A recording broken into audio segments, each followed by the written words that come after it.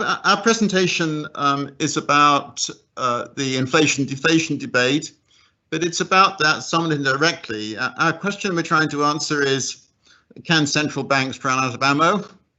Can monetary policy become totally ineffective? And the main point we want to make is that Keynes's liquidity trap was about the relationship between money and bond yields, money and bonds. And look, in practice, in the real world, there are other assets than bonds, there are equities, and there are relationships between changes in money and the equity market, and these are far, far more important than the relationship between money and the bond market. The relationship between money and equities is always there, can never be exhausted, and so on. And so the idea of monetary policy becoming ineffective is just wrong. Now, I'm just going to spend a bit of time on the history of thought here. I suppose most of us are getting on a bit, and I was at university in the early 70s, some of us did. And at that time, of course, we were taught in macroeconomics the liquidity preference theory of the rate of interest. And this really did come from the general theory. The general theory was not general at all. It was the assumption about it was that we were thinking about the short term, capital stock fixed, aggregate demand being in real terms. And so changes in the rate of interest were changes in nominal rate, same thing as the real rate. In Keynes's theory, that affected investment, and then national income was a multiple of investment. And in Patinkin's classic money, interest and prices, you still had this sort of four category economy in which there's money and goods and bonds and labor, but there's no equities, there's no real estate. The only other asset apart from money is bonds. Now, some of us, I suppose, in our history of thought instruction would have looked at Blaug's book on economic theory in retrospect. And Blaug, I suppose, was pretty representative of that period. He said there is a direct effect. If you think about a hyperinflation, there's clearly a relationship between money and goods and services. Change in money affects the rate of inflation in goods and services prices. But as far as the indirect effect was concerned, the indirect part of the transmission mechanism, he simply took it that it was between money and bonds. It was the liquidity preference theory of the rate of interest, and he had nothing for the relationship between money and equities, money and real estate, and so on. And let's just be clear that this has affected the way our generation of economists thought, how subsequent generations of economists think, and so on.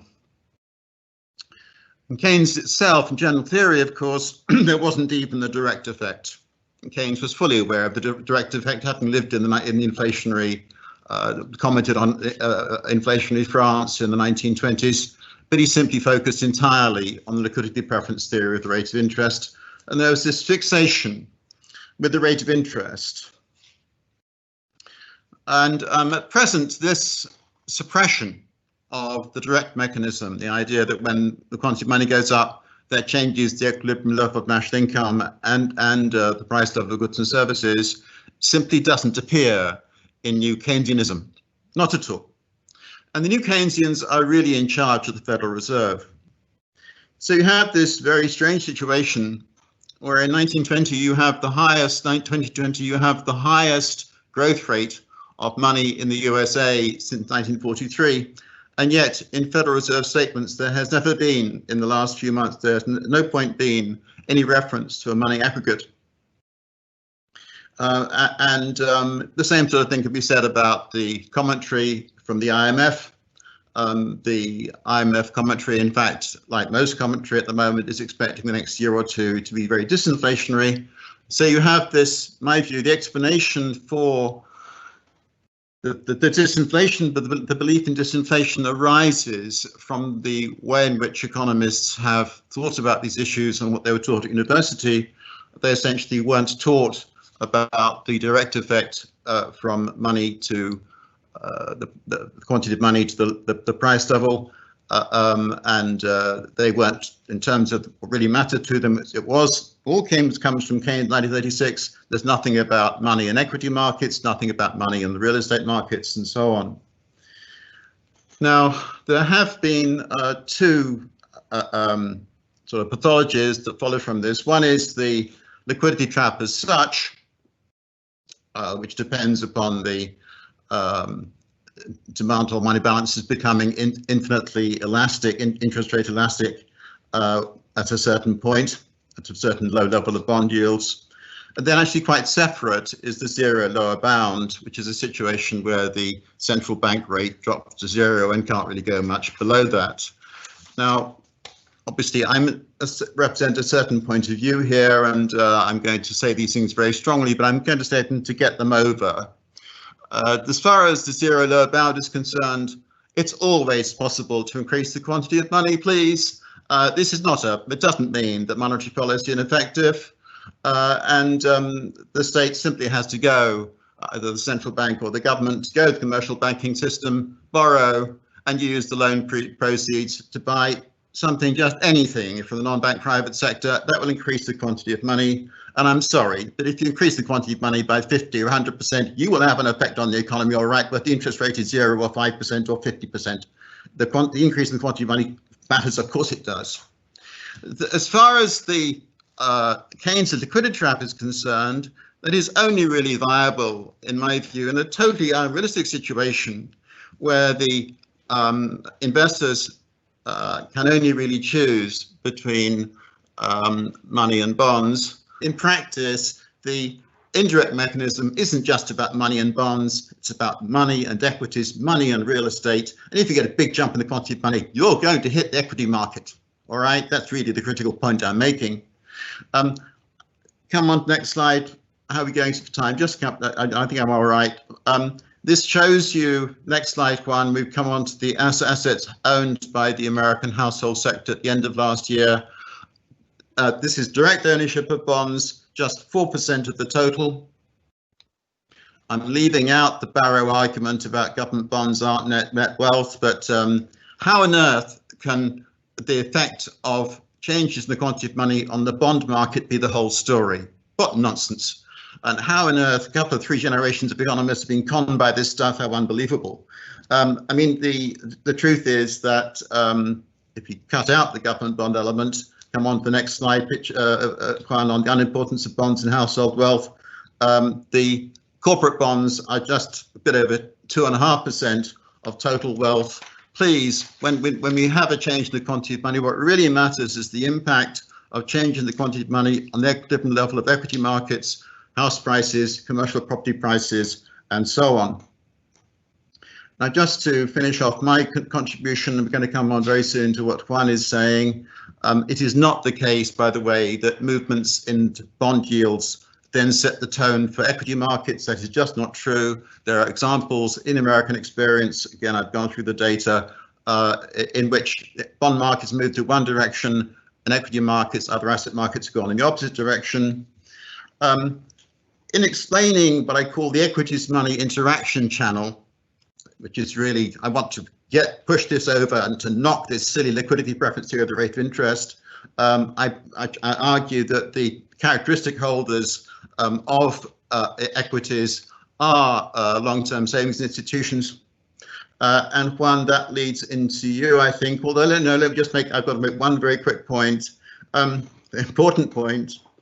Robert Chillo said that we don't have a theory of determination of equity markets. Sorry, let's suppose that, this is going to simplify a bit, the only holders of equities are long-term savings institutions. Let's suppose they hold the entire equity market. Then it's very simple. The level of the equity market depends on the amount of money that the institutions hold and the ratio of their money holdings to their assets. It's as simple as that. And if, in fact, if you read Keynes's treatise properly, you'll see he put over this theory in 1930 in his treatise on money. The treatise was, in fact, in this respect, more general than the general theory. I've spoken for too long, taken up too much time, got too overheated and excited. Can you take over, please? Thank you. Yeah, thank you, Tim. If we can move on to the figure 3 slide, please. Thank you very much. Well, thank you, Tim. So what I'm going to do now is to provide some empirical evidence on some of the points, the theoretical points made by Tim in the presentation. And we're going to start with the ratio of liquid assets, cash, to total net assets in the US economy for mutual funds from 1999 to 2019. Well, as you can tell here in the diagram, it varies across time, but it's certainly rather stable, which means is that the cash to asset ratio remains stable along the cycle, again with some variations along the cycle. And this means that whenever we have an excess in liquidity, what agents will try to do, financial agents, is to try to rebalance their portfolio. By doing that, they will increase the demand of other alternative assets to money, and they will push up the prices of all other assets, equity, for example. Residential property prices could be another one. So this is an indication of the stability of the demand for money by mutual funds or financial corporations over time. Of course, indeed, I don't deny that there are fluctuations in the short term, but over the medium to long term, there is certainly some stability. Can we move to the next one, please, Kobe? As regards the rate of growth of money holdings by different sectors in the US economy, here you have the dotted line, which is the money held by domestic financial sectors in the US. And the solid line is the aggregate money holdings of the whole economy in the US. Well, as you can tell, especially after the 70s onwards, the collapse of Bretton Woods and the liberalization of financial markets, the deregulation of financial markets too, there is much more volatility in the money held by the financial sector. This explains the volatility, the greater volatility in asset prices as compared to CPI prices, whereas the aggregate money holdings are much more constant. Can we move to the next slide, please? As regards the behavior, let's say, of broad money growth in the last few years, here represented by two lines. The red line is the annualized rate of growth of M3 aggregate, including all bank deposits in the last 3 months. And the blue line is the year-on-year, the annual rate of growth of M3 in the US. So we can make a distinction between 4 major periods, if you like. The pre-global financial crisis period, with indeed quite a substantial increase in broad money growth, deposits in the US. Then obviously the crisis, the global financial crisis, and the deceleration, a very sharp deceleration in money growth, and even a fall in broad money growth in 2009 and 2010. That's the second period. And that was followed by asset purchases programs, different asset purchases program, or QE, by the Federal Reserve, and a period of 8 years from 2010-11 to 2019 of great stability in money growth and in nominal income growth in America, around 4% per annum. At the end, well, halfway through 2019, we started to observe a change in money growth in America. And this is something that we'll see much better in the next slide. So you can please move to the next one. So here you have just the same lines for those two measures of monetary growth, but just from 2018 onwards. Again, very stable all along 2018 and up to the summer or the autumn in 2019, when we started to observe in the data an increase in the monetary financing of enlarged budget deficits by the federal government in America, both by the Federal Reserve and by the US banks.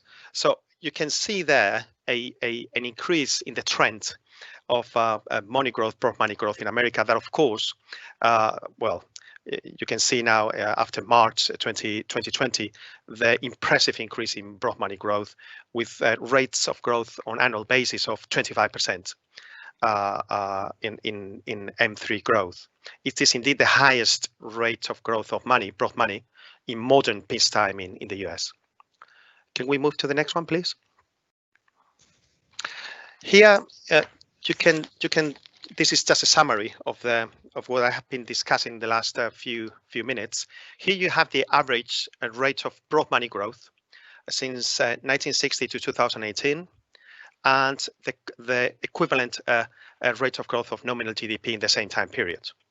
So the first column corresponds to M3 growth, the second to nominal GDP growth in America.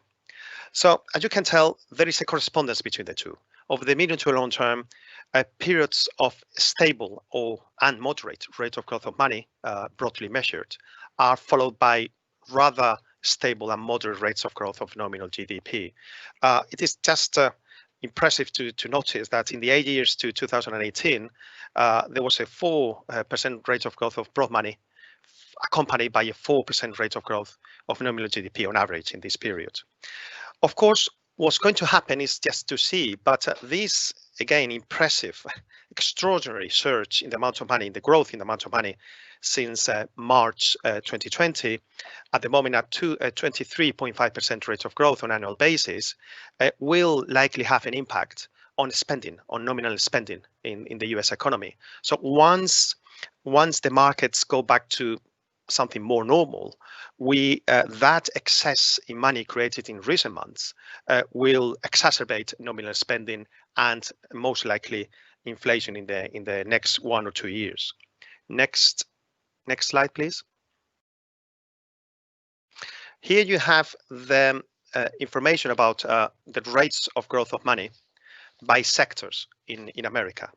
Starting with money holdings by households, the rate of growth of money balances rose by 23.6% in the 6 quarters to Q2 2020. And again, it started even before the outbreak of COVID-19 at the end of 2019. Can we move to the next slide, please? As regards the financial sector money holdings, again, the same trend, but the rate of growth is even greater, 38.4% in the last 6 quarters. Can we move to the next one, please?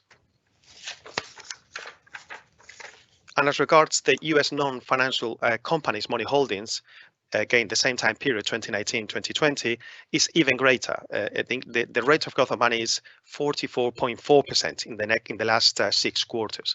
So indeed, it's quite extraordinary, and it has happened all across sectors in the economy, and it has already had an impact on asset prices. So following the theory presented by Tim before me, we have already seen the translation in this increase in money holdings by financial corporations in a recovery, indeed, of asset prices in America. We are actually at a greater level as compared to pre-COVID-19 crisis.